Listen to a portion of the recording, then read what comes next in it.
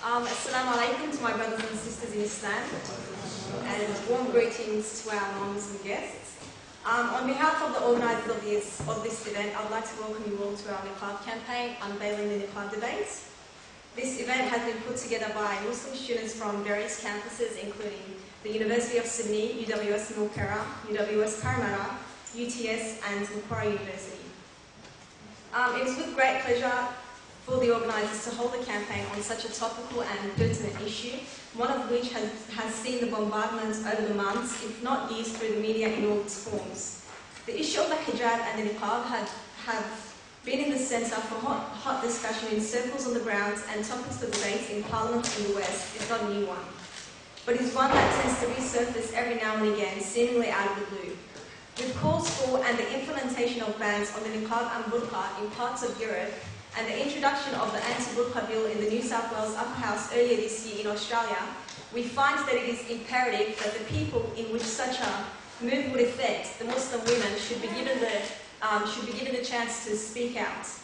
It is also important to highlight that irrespective of the rejection of the bill in Australia, the fact that thousands of our Muslim sisters around the globe have been affected by anti-niqab and anti-hijab legislations gives us the incentive and the obligation to address this topic. The presentation today will be split up with a short video that has been prepared by the Muslim Students Associations, which will be followed by a lecture by Sister Nassma. Nassma was a former University of Sydney student, graduate of a pharmacy degree, and she has been active in the Muslim community for several years. Before we start the event proper, it is encouraged to begin gatherings such as these with the recitation of the Holy Quran. So I'd like to call upon Brother Faraz to recite verses from chapter 22, Surah Hajj.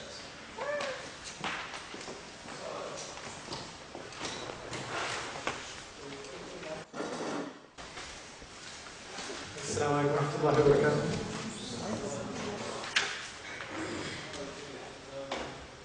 Can everyone hear me? Yes.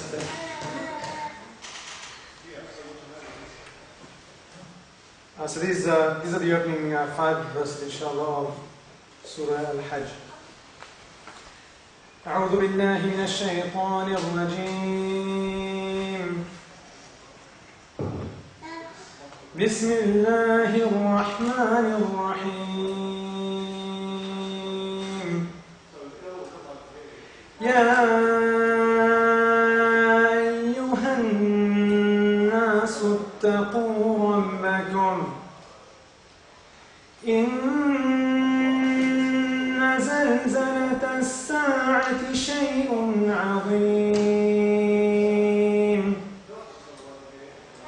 يوم ترونها تذهل كل مرضعة عما أرضعت وتضع كل ذات حمل حملها وترى الناس سكارى وما هم بسكارى ولكن عذاب الله شديد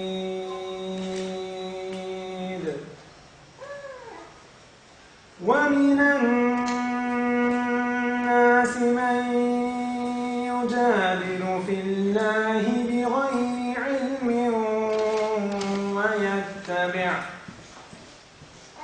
ويتبع كل شيطان مريد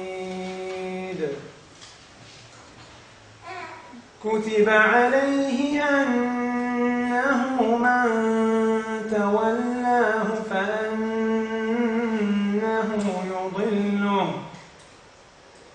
فأنه يضله ويهديه إلى عذاب السعير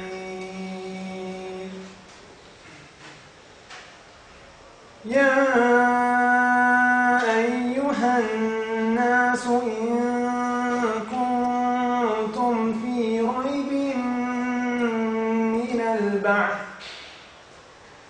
فإنا خلقناكم من تراب ثم من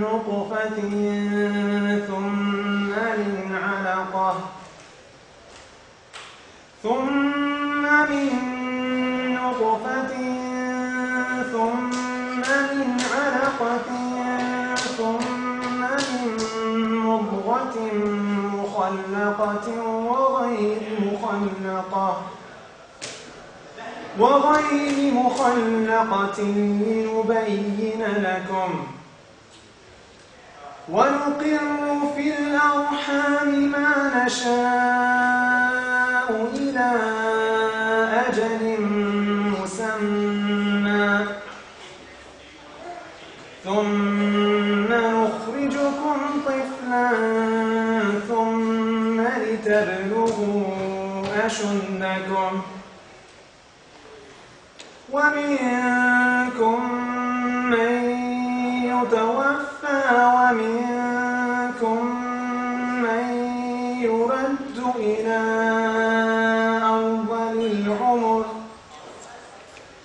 ومنكم من يرد إلى أرذل العمر لكي لا يعلم من بعد علم شيئا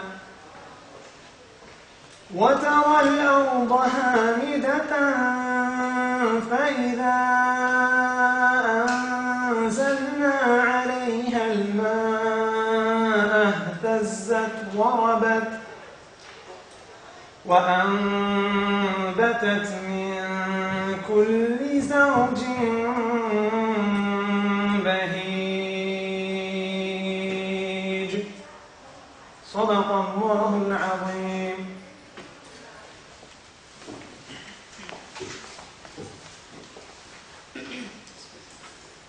السلام عليكم ورحمة الله وبركاته.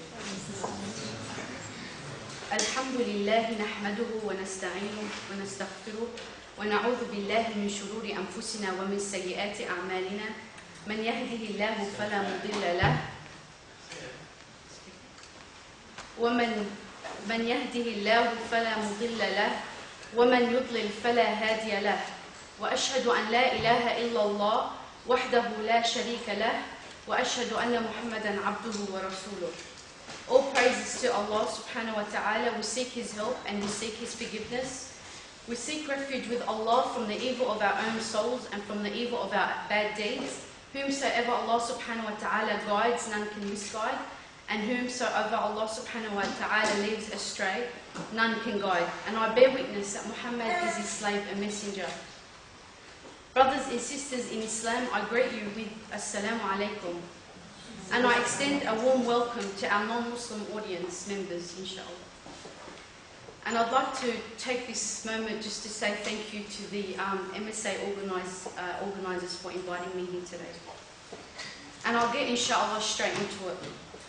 So in the global context on the war on Islam, in the global context of an American-led invasion of Iraq and Afghanistan, in the global context of war on terrorism, in the global context of attacks on our aqidah by the highest politicians and religious figures, in the global context of attacks on our beloved Prophet Muhammad sallallahu alaihi wasallam, in the global context of the threats to burn the Quran, in the global context of misinformation and media propaganda, in the global context of torture, prison abuse, and disregard of basic Western conventions, in the global context of the European backlash against Muslims and immigration, in the global context of the banning of minarets, in the global context of hijab and niqab bans in public institutions first, extending into society second. Then we must ask ourselves, is the niqab ban debate in Australia simply an isolated event, or is it part and parcel of the global war against Islam and the Muslims? But allow us, let's forget the global context on the war on Islam for just 1 minute, and let's shine the spotlight on Australia, its politicians and their policies, and the Australian media and their false propaganda.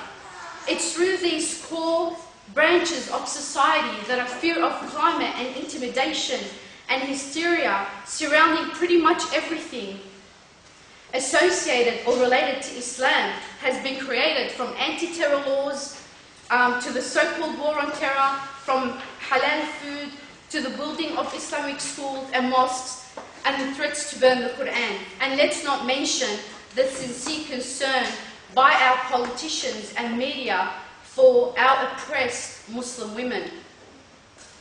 So following on from the burqa ban in Belgium and Spain, France, and now Canada's current attempt to criminalise the niqab, the Christian Democratic Party leader, Reverend Fred Nile, introduced a similar bill into the New South Wales Parliament on the 22nd of the 6th, entitled Full Face Covering Prohibition Bill. Excuse me. Aimed at banning the niqab. Now, while the bill doesn't mention the terms burqa or Muslims, but Mr. Nile justifies his legislation by arguing that women within, and I quote, women within Islamic societies are forced to wear the burqa in contravention of the principles of freedom and equality of sex. And as you may be aware that the burqa was passed in the New South Wales Upper House of Parliament in July with only 4 MPs opposing it. The bill now will be up for debate on the 23rd of September, in 2 days. And if successful, this legislation will see fines, so anyone who's caught wearing it will be fined $550. Any oppressed sister, who's wearing it will be paying $550, and any oppressor husband or father or brother who's calling for or supporting it will cop a fine of $1,100. So allow me now to give you the answer, the fiqhi response. What does Islam say about this? And I think I would be stating the obvious if I was to say there's been many an attack upon all things Islamic. And this is not an exaggeration. I say all things Islamic because the attacks have no longer been on an individual or item or action, but it's moved now towards the blame of the source of these actions, which is Islam itself. Not just the burqa and the niqab, but indeed the Muslim woman herself has been subject to scrutiny and backlash of the media and the policymakers. And many of us know sisters who wear the niqab or may wear one ourselves. And we have to come to understand that the niqab is worn purely out of devotion to Allah subhanahu wa ta'ala. The view that the niqab has been made compulsory for women in Islam, by which their faces, excluding their eyes, should be covered, is an Islamic opinion. So some imams from the madhahib have taken this view due to the many ayat and ahadith that are clear in terms of its imposition of the screen on them. And another Islamic opinion is that the veil has not been made compulsory for Muslim women, and that their faces do not have to be covered. And this view has also been taken by some imams from amongst the madhahib. For this, one thing is certainly clear.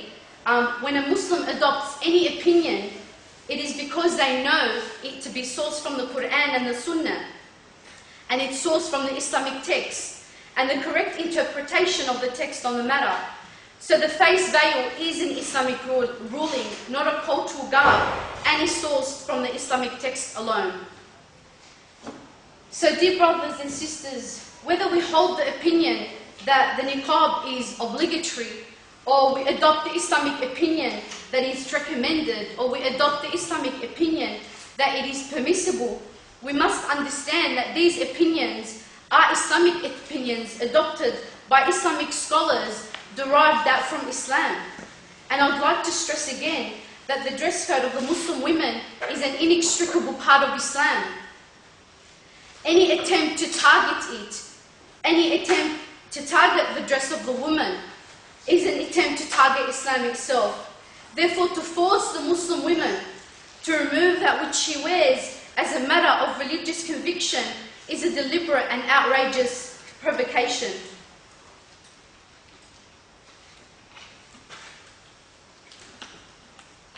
So for those who like to entertain, and as we saw in the video presentation, you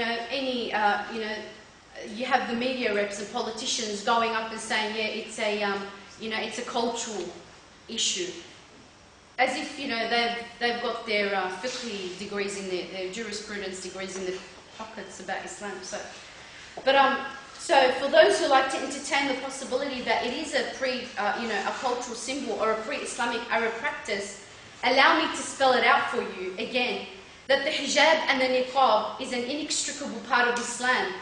The jilbab is an inextricable part of Islam. They are as much part of Islam as is our prayer, our fasting, our hajj, and our halal food, because they are all sourced from the Quran and the Sunnah. An attempt to erase or ban these rules of dress is akin to ripping out pages directly from the Quran itself. So what is our position on this as Muslims? After all banning conspicuous religious symbols within public institutions, namely the hijab, France was amongst the first nations to then move to ban the niqab in the general public life. And President Sarkozy was quoted as saying on this issue, "We cannot accept that women are treated as prisoners behind a screen, cut off from social life, deprived of all identity. This is not the idea in the Republic of France of the dignity of women." He also was quoted saying, "An affront to the nation's values of dignity and equality." And he says, "Citizenship has to be lived in an uncovered face." And similar words have echoed all across Europe, and certainly it wasn't long before they arrived at the doorstep, at our doorsteps. And you had Liberal Cory Bernardi was the first to publicly comment and say, "In my mind, the burqa has no place in the Australian society. I would go as far as to say it is un-Australian.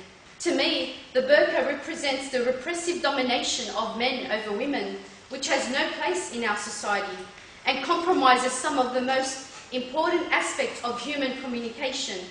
It also establishes a different set of rules and societal expectations." And then also we saw Fred Nile commenting as well. You know, he took it on as his own personal crusade and giving it precedence over any other issue.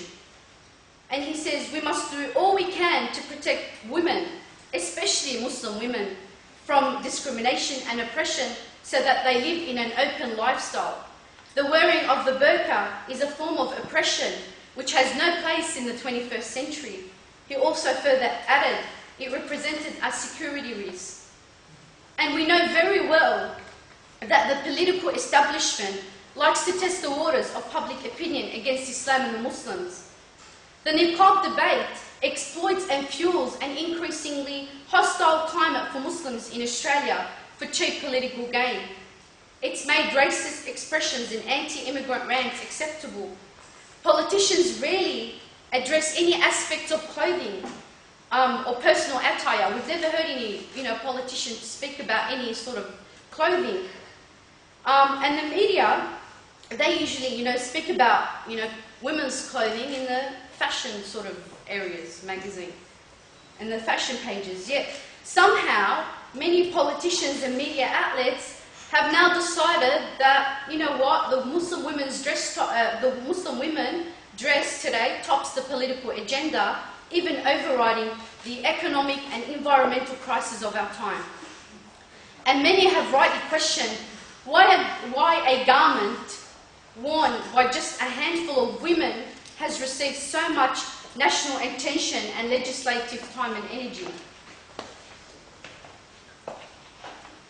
So we must ask ourselves, is the burqa really a security and women's rights issue, as Cory Bernardi stated, or is it in the name of liberating and freeing the oppressed burqa-clad Muslim women, which Mr. Niles aimed to deval and liberate?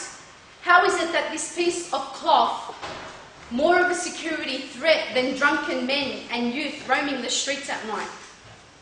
Why is this face veil more of a social concern for her liberation and equality than the rampant drug, alcohol abuse and open sexual culture of pornography and violence in this society? These politicians claim that it is in the interest of national security. So will ripping the face covering from a handful of Muslim women make Australia safe? These politicians choose to accuse and label our dear sisters as criminals for just their practice and unwavering adherence to Islam, who spend all their lives as innocent and decent citizens who are ordinary mums, wives, daughters and sisters, just like you and I. Yet, this is a greater problem and issue more than gambling and domestic violence and child and women's abuse. And these so-called compassionate politicians are telling us that they want to save the Muslim women from physical imprisonment, even though we keep saying to them that the decision is taken with coercion, with conviction, not coercion. Sorry about that. Even though we keep saying that the decision is taken with conviction, not coercion. They want to give the Muslim women an identity, even though we keep saying to them that our identity is Islam. They want to dignify the Muslim women, even though we keep saying that Islam is our honor. They want to make the Muslim women more Western, give her a voice, free her from the domination of men, help her to integrate, protect her from discrimination and remove her from oppression and her adherence to Islam. And I say enough is enough. If there is any oppression here being done here, it is to control the thinking of the Muslim women away from Islam and its values, its dress code. And if there is any pressure here, it's that the Muslim women faces, it's a pressure to submit to the secular liberal values of Western states through demonizing Islam and hijab bans. And what better way than to attack the Muslim women and her adherence and her very faith and belief and practice of her deen? Because Western policy makers, they understand that the role of the Muslim women in this struggle is a vital one. They understand and they know very well that the worth of her essential role in raising the future generations of upstanding, strong Muslim men and women. For they know that if the Muslim women is to abandon the fundamental Islamic principles, then they, the Western policy makers, would have also succeeded in accessing the future generations, the future Muslim generations. And let's face it, this is not a hijab issue or a niqab issue. This issue is about Islam. It is about controlling Islam through modifying Islam, and therefore controlling the Muslims, namely to detach us from our deen. This is not an issue about niqab or hijab. This is a struggle between two ways of life, between two civilizations, between two distinct identities, between those who value the creed of secular liberal capitalism, where religion has no part in running people's affairs, and those who value the aqidah of Islam that dictates that the Creator has given us a comprehensive guide to live as individuals and societies.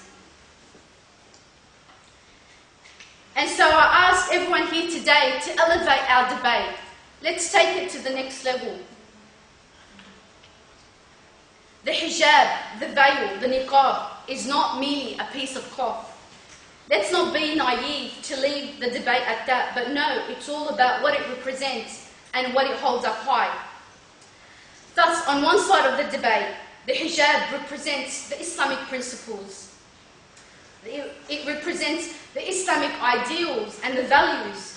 And on the other side, the debate, on the other side of the debate, the hijab rejects the secular liberal viewpoint on life and that which emanates from it.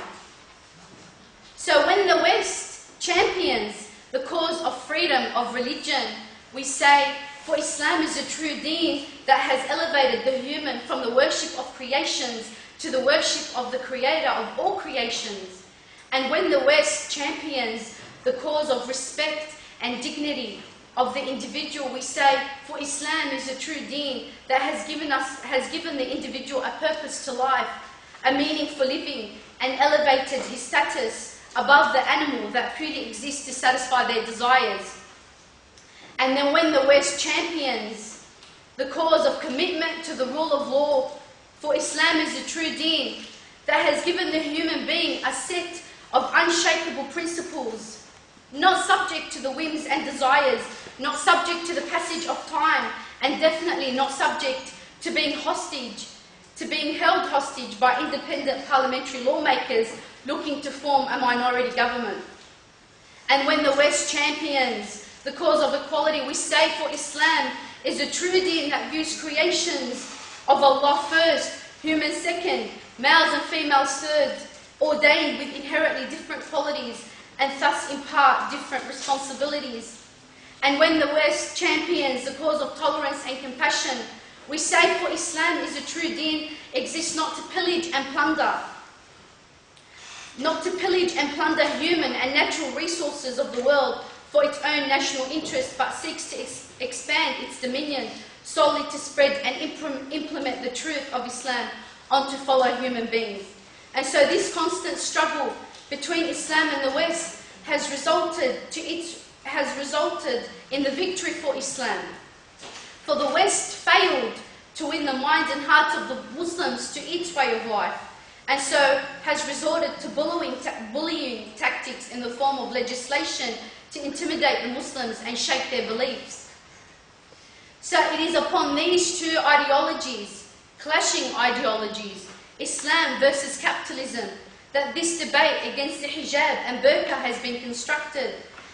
And thus it is on this basis that the Muslims must stand and openly proclaim the superiority of Islam's principles, ideals, laws and values. So and now allow me to examine the flip side of this argument, which is the women themselves. Does the hijab or burqa or Islam itself oppress women? Does Islam really degrade women? Is it Islam that deprives her of her dignity? And is it Islam that strips her of her freedom, and the proponents of the burqa ban like to claim? As the proponents of the burqa ban like to claim, allow me then to contrast the honoured position given to the woman by Islam to the affairs of women in society today, and you be the judge. Today's society pressures women to conform to certain roles, which by their nature destroy their honour and their dignity. Fashion dictates that they must undress themselves to be acceptable in society. It is these Western capitalists that promote a society of free illicit sex and abuse, the legalising of the woman's body and as object in the form of advertising, entertainment, brothels, prostitution and pornography industries, all under the principle of freedom of expression and individual, and driven by the pursuit of benefit and profit. All this has dehumanized, devalued and degraded women. Women have been condemned to commodities to satisfy the desires of men, and exploitation of their beauty is normalized. The constant bombardment of young girls with images of what represents beauty has led to many young girls thinking that it's their faces and their bodies that are the passports to the success rather than their minds and skills. It has led to society evaluating the worth of women according to the extent of their attractiveness to men. The social problems are rife, such as family breakdown, unwanted pregnancy, sexual harassment, sexually transmitted diseases, adultery, where both men and women lose all dignity and honour. It is this that is regressive as regards to the advancement of women within society, and not the piece of cloth and veil. In contrast to this, Islam views the woman's dignity, honour and protection as sacred, and has prohibited exploitation of her looks and her objectification within society. Muslim women never had to fight for their rights. These are guaranteed by their belief. Nor do they have to compare with men. Instead, the rights and duties of men and women to each other complement each other perfectly. Relationships are regulated by marriage, responsibility, and a stable family structure. We embrace a religion, Islam, that says a man is not free to view a woman as he likes, nor will he use a woman to sell a product. No amount of money in the world will let you buy the respect of the woman. And why is that? Because Islam is her honour, her respect, and her respect is priceless. The Prophet ﷺ said, The world and all things in the world are precious. But the most precious thing in the world is a virtuous woman. As Muslim women, we embrace a dress that says we refuse to be an ornament for public display. Our modest dress code is an expression of a universal sisterhood. One means by to ensure that the society values women according to their thinking, abilities and behaviour rather than their physical appearance. The Muslim woman takes her duty and her rights from Islam, not from Western lawmakers or any human in fact. In Islam, the value and importance of women in society and the true measure of their success as human beings is measured with completely different criteria. Their piety and taqwa and fear of Allah subhanahu wa ta'ala and their obedience to Him and their obedience to Allah and the fulfillment of the duties He has entrusted them with, primarily that of the wife, mother, caretaker of the family unit. So what is our response today? What is always will be our response, not just today. Dear brothers and sisters, what is our response to the attacks on the burqa and the Muslimah? How should the Muslim men and women respond to such attempts to ban the hijab, the veil, the burqa or the niqab? In the face of the continued onslaught against the Muslims, generally women specifically, it is of utmost importance that we turn this debate on its head. We the Muslims have to set the parameters for this discussion. We set the reference, not anyone else. For we have the truth from Allah subhanahu wa ta'ala. We have Islam, the deen that is the yardstick of perfection by which all things are measured, including Western values and the treatment of women in Islam. For a Muslim, the measure of our actions, our yardstick for what is not acceptable is the halal and haram, the laws of Allah subhanahu wa ta'ala, not freedoms, not secular liberal values. For a Muslim woman, her dress code, her primary role as a wife and mother or any other aspect of Islam is purely and simply a matter of belief, and as such she will never abandon them. This is why we don't call for governments to stop victimizing Islam, to stop on the niqab and so on the basis of freedom or human rights. These concepts don't have a place in Islam. They are a product of man-made systems which we have seen time and time again are not worthy of our trust and adherence because they are subject to change and bias. And even more importantly, it is in the name of these freedoms that lands are invaded, people are killed, its resources are plundered. It is in the name of the very same freedoms that our Prophet is vilified in cartoons, that our Quran is burnt or desecrated, and that our sisters are dishonoured and their covering garments attack, and that is why we cannot view the hijab or the niqab issue in isolation to everything else that is happening globally. So demonizing Islam and the Muslim women, creating fear and anxiety about her dress, shows the inherent weakness of secular liberalism to tolerate a view different from its own. Instead of engaging in frank and robust debate on an ideological level, where an idea is debated with an idea, so that people are free to see both sides of the argument and judge for themselves, fear-mongering is the order of the day, and cheap political points are scored on the back of lies and opportunism. So brothers and sisters here today, and to all my niqab and hijab wearing sisters, I come here to stand with you in solidarity, to advise you that it is Allah subhanahu wa ta'ala and Islam that obliges us to wear this simple cloth, as it is ordained in the Quran and the Sunnah of our beloved Prophet sallallahu alaihi wasallam. Thus, no laws in any lower house or upper house or middle house can overturn this divine reality. We wear this for the sake of Allah subhanahu wa ta'ala to attain His pleasure upon us. We seek permission from no human, no parliament and no government. We already have the permission of Allah, the creator of all things. Walhamdulillahi rabbil alameen.